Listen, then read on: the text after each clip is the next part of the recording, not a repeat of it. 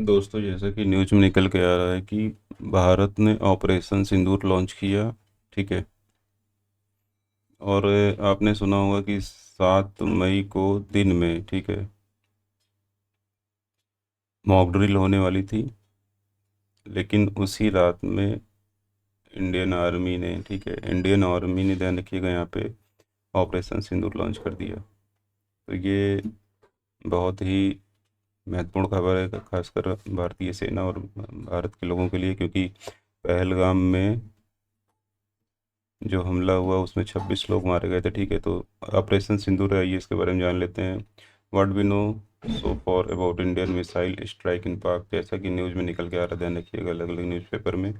ठीक है, इसके बारे में आज खबर छपी हुई है। और इसके बारे में इंडिया ने, ध्यान रखिएगा, यूएस को ब्रीफ भी किया है। ठीक है। इसके पहले अगर हम बात करें तो भारत के प्रधानमंत्री की, ध्यान रखिए कि इंडिया के प्रधानमंत्री की रसी रस व्लादिमीर पुतिन से बात हुई थी। ठीक है। इसके बाद अगर हम बात करें तो भारत ने कतर से भी बात करी थी। कतर को भी इसके बारे में इंफॉर्मेशन दी थी, अमेरिका को भी इसके बारे में इंफॉर्मेशन दी थी।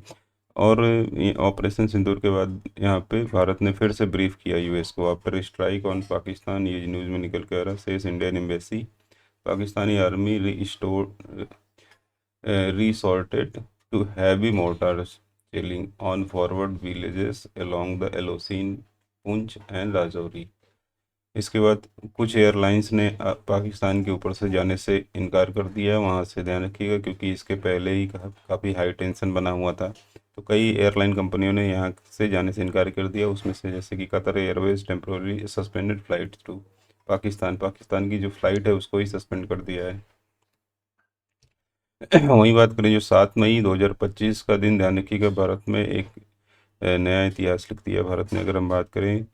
और इस यहाँ पे जो आतंकी ठिकाने हैं खासकर, ठीक है, जो आतंकी ठिकाने हैं उन्हीं पर हमला किया गया, ना कि आम आदमी पर।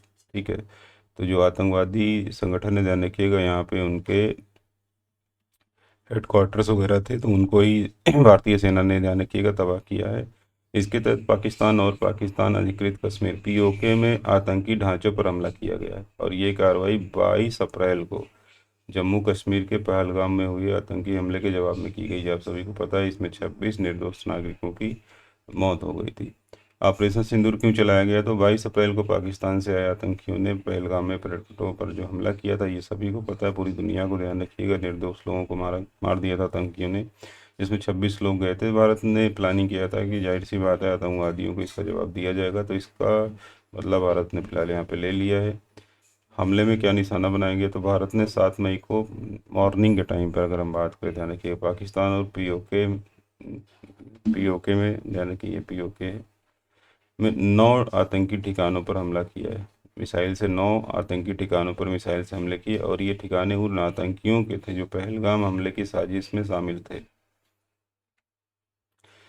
वहीं पे अगर हम बात करें तो भारतीय सेना ने बताया कि यह हमला सीमित, सटीक और गैर उत्तेजक था। मतलब भारत ने कोई यहाँ पे लड़ाई को उकसाया नहीं है, यहाँ पे भारत ने उन आतंकियों को मारा है जो पूरी दुनिया के लिए खतरा है। खासकर भारत ने पाकिस्तान की किसी भी सैन्य सुविधा को निशाना नहीं बनाया और बहुत संयम के साथ टारगेट का चयन किया।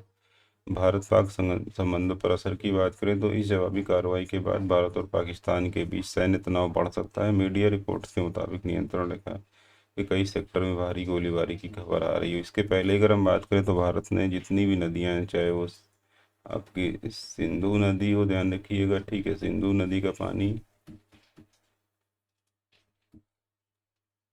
ठीक है, झेलम नदी का पानी, ठीक है, इन सभी नदियों के पानी को पहले ही भारत रोक चुका है।